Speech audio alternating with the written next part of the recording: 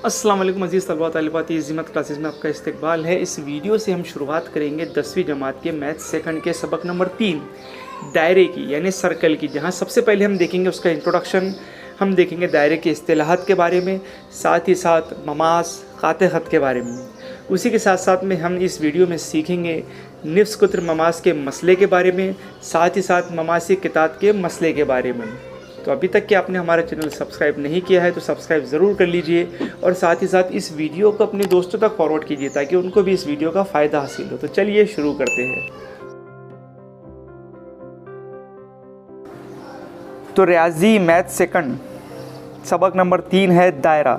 इस सबक में जो हमें टॉपिक्स पढ़ना है वो टॉपिक्स हमें यहाँ पर दिए गए हैं और दायरे से मुताल्लिक जो बुनियादी इस्तिलाहात है जैसे कि निफ्स कुत्र हो, इसकी अगर आपको बुनियादी मालूमात सबसे पहले होने चाहिए इस सबक को शुरू करने से पहले।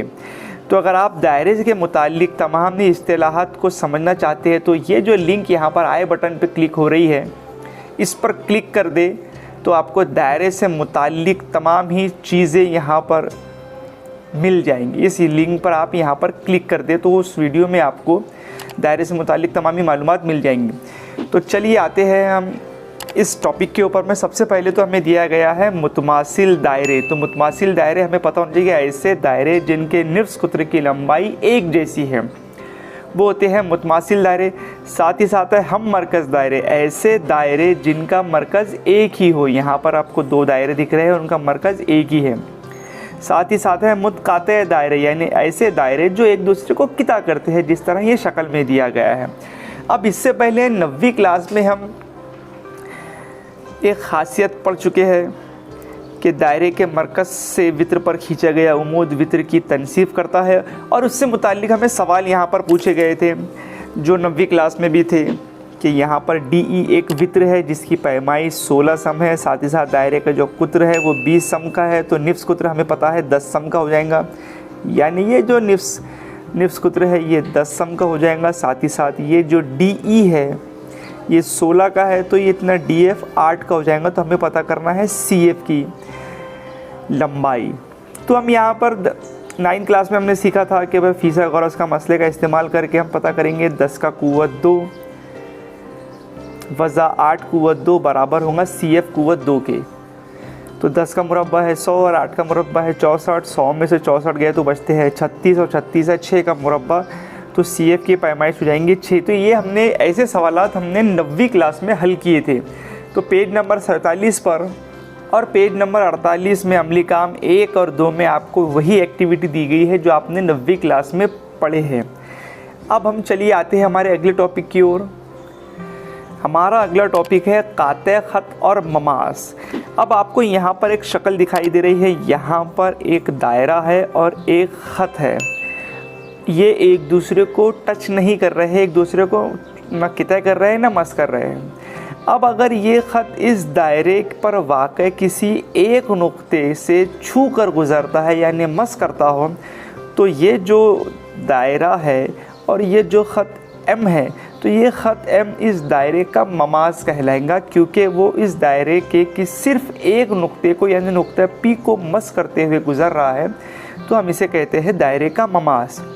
और यहाँ पर ये जो ख़त N है ये दायरे पर वाक़ई 2 नुक्तों को से गुज़र रहा है यानी दायरे की एक किता कर दे रहा है और ये दायरे को मस कर रहा है यानी छू रहा है। तो ये ख़त इस दायरे को किता कर रहा है इसलिए इस ख़त को इस दायरे का क़ाते ख़त कहेंगे और इसे ममास कहेंगे। तो ये रहा ममास और क़ाते ख़त का कंसेप्ट। एक बार दोबारा से आपको बता दूं कि ममास दायरे पर वाक़ई सिर्फ एक नुक्ते को मस करते हुए गुज़रता है और ख़त उस दायरे को किता कर देता है यानी 2 हिस्सों में तकसीम कर देता है, इसलिए इसे क़ाते ख़त कहते हैं। अब यहाँ पे हमें एक एक्टिविटी दी गई है। यहाँ पर एक दायरा हमने सबसे पहले तो खींचा है, उसके बाद में हमने मरकज़ से लेकर P नुकात के दरमियान एक निफ्स कुत्र बनाया है। अब इस OP जो कि निफ्स कुत्र है यहाँ पर, अब हमने इस निफ्स कुत्र पर एक उमूद खींचा है वित्र AB की शक्ल में। तो यहाँ पर ये उमूद है, आप देख रहे हैं यहाँ पर उमूद का ज़ाब्ता। इसी के मुतवाज़ी हमने एक और यहाँ पर उमूद खींचा है जो कि AB के मुतवाज़ी है और उसी तरीके से ये वाला और उसी तरीके से ये वाला और उसी तरीके से ये आखिरी ख़त। तो हमें यहाँ पर देखने को मिल रहा है कि ये जो आखिरी ख़त हमने यहाँ पर खींचा है ये दायरे का ममास है जो कि निफ्स कुत्र पर उमूद है।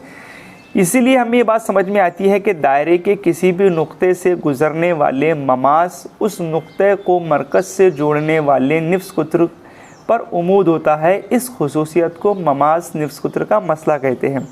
यानी निफ्स कुत्र और ममास एक दूसरे पर उमूद होते हैं। ये है ममास निफ्स कुत्र का मसला, जिसकी स्टेटमेंट हमें यहाँ पर दी गई है ममास निफ्स कुत्र मसले में कि एक दायरे के किसी भी नुक्ते से गुजरने वाला ममास उस नुक्ते को मरकज़ से जोड़ने वाले निफ्स कुत्र पर उमूद होता है। यानी इस डायग्राम में जो हमें यहाँ पर दिया गया है कि निफ्स कुत्र है हमें OA और ममास है ख़त L, तो ये एक दूसरे पर उमूद रहेगा। तो इसी स्टेटमेंट का इस्तेमाल करके हम मशक़ी सेट में जो सवालात रहेंगे वो हम सॉल्व करेंगे। तो स्टेटमेंट आपको दोबारा से बता दूं, एक दायरे के किसी भी नुक्ते से गुजरने वाले ममास उस नुक्ते को मरकज़ से जोड़ने वाले निफ्स कुत्र पर उमूद होता है। यानी ये जो यहाँ पर हमें एक दायरा दिया गया है ये ममास है, वो इस नुक्ते पर उसे छू कर गुज़र रहा है। अब इस नुक्ते से मरकज़ को जोड़ने वाले जो निफ्स कुत्र है ये ख़त एक दूसरे पर उमूद रहेगा। तो इसी खासियत का इस्तेमाल हम मशक़ी सेट के सवालात में हल करेंगे। साथ ही साथ अगला हमारा टॉपिक है ममासी कितात का मसला, टेंजेंट सेगमेंट थ्योरम। मसला है कि दायरे के बैरूनी नुक्ते से उस दायरे पर खींचे गए ममासी कितात मुतमासिल होते हैं। यानी समझ लो ये दायरा है और बैरून नुक्ता है D। अब इस D नुक्ते से दायरे पर खींचे गए जो ममास है यानी कि DP और DQ ये एक दूसरे के मुतमासिल होते हैं। अब ये होते कैसे होते हैं ये हमें साबित करना है इसी ममास कितात के मसले में। तो सबसे पहले तो हम क्या करेंगे कि निफ्स कुत्र AP और AQ को जोड़ देंगे। तो इसके जोड़ने से हमें यहाँ पर दो मुसल्लस मिल जा रहा है, एक मुसल्लस है APD और एक मुसल्लस है AQD। अब इन दोनों मुसल्लसों में ये जो ऊपर वाला मुसल्लस है जिसे हमने APD या PAD कुछ भी कह सकते हैं, उसमें जो निफ्स कुत्र उसका जो एक ज़िला है PA जो कि दायरे का निफ्स कुत्र है, साथ ही साथ नीचे वाला जो मुसल्लस है यानी ये AQD या QAD जो भी इसे कह सकते हैं उसमें उसका जो एक ज़िला है QA वो भी दायरे का निफ्स कुत्र है। तो PA और QA ये दोनों भी एक दूसरे के मुतमासिल होंगे क्योंकि ये एक ही दायरे के निफ्स कुत्र हैं। तो हम यहाँ पे लिख लेंगे कि ज़िला PA जो है वो ज़िला QA के मुतवासिल रहेगा। क्यों? क्योंकि वो एक ही दायरे के निफ्स कुत्र है। साथ ही साथ ज़िला AD और ज़िला AD ये दोनों भी क्योंकि ये मुश्तरक है दोनों के अंदर, इसलिए ये एक दूसरे के मुतमासिल रहेंगे। उसकी वजह हम यहाँ पर लिख लेंगे क्योंकि ये है मुश्तरक ज़िला, क्योंकि ये दोनों भी मुसल्लसों में शुमार हैं। साथ ही साथ ज़ाविया APD यानी ज़ाविया APD ये वाला ज़ाविया और ज़ाविया AQD ये दोनों भी 90 दर्जे के ज़ाविये रहेंगे। क्योंकि ममास निफ्स कुत्र मसले में हमने सीखा है कि दायरे का ममास और उस ममास के नुक्ते से मरकज़ को मिलाने वाला निफ्स कुत्र एक दूसरे पर उमूद होता है। इसका मतलब कि ये दोनों भी ज़ाविये 90 दर्जे के एक दूसरे के बराबर हो जाएंगे। इसका मतलब हुआ ये कि PAD ये जो मुसल्लस है ये QAD मुसल्लस के मुतमासिल रहेगा। ज़िल आज़मा वित्र ज़िला आज़माइश की, क्योंकि ये कायमा ज़ाविया है, इसका है AD वित्र, इधर भी कायमा ज़ाविया है, इसका भी है AD वित्र। तो ये वित्र ज़िला आज़माइश के तहत दोनों भी मुसल्लस एक दूसरे के मुतमासिल हो जाएंगे। तो हम यहाँ पर लिख लेंगे वित्र ज़िला आज़माइश के बिना पर ये दोनों भी मुसल्लस एक दूसरे के मुतवाज़ी रहेंगे। जब ये दोनों भी मुसल्लस एक दूसरे के मुतवाज़ी है तो बाकी जो बचे हुए ज़िले हैं यानी ज़िला DP और ज़िला DQ ये भी एक दूसरे के मुतवाज़ी हो जाएंगे। तो यही हमें साबित करना था कि बैरूनी नुक्ते से दायरे पर खींचे गए ममास कितात की लंबाई मुतमासिल होती है। मतलब ये जो DP है और ये DQ ये एक दूसरे के मुतमासिल रहेंगे। इसी के तर्ज पे हमें मशक़ी सेट में सवालात रहेंगे। तो हम ये जो ज़ाब्ते के इस मसले के स्टेटमेंट है इसका इस्तेमाल करके हम सवालात हल करेंगे। तो हमने देखा ममासी कितात का मसला, साथ ही साथ ममासी निफ्स कुत्र का मसला। इन दोनों मसलों की बुनियाद पर हम मशकी सेट अगले वीडियो में मशकी सेट 3.1 के सवालात हल करेंगे।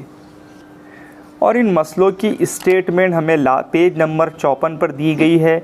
मैं एक बार दोबारा से रिवाइज़ करा दूं कि ममास निफ्स कुत्र का मसला है कि दायरे के किसी भी नुक्ते से गुज़रने वाले ममास उस नुक्ते और मरकज़ी नुक्ते को मिलाने वाले निफ्स कुत्र पर उमूद होता है। साथ ही साथ ममास निफ्स कुत्र के मसले का अक्स है कि दायरे के निफ्स कुत्र के बैरूनी सिरे से गुज़रने वाला और उस निफ्स कुत्र पर उमूदी ख़त उस दायरे का ममास होता है। साथ ही साथ तीसरी स्टेटमेंट है दायरे के बैरूनी नुक्ते से उस दायरे पर खींचे गए ममासी कितात मुतमासिल होते हैं। तो ये तीनों भी स्टेटमेंट का यूज़ हम मशकी सेट के सवालात में हल करेंगे।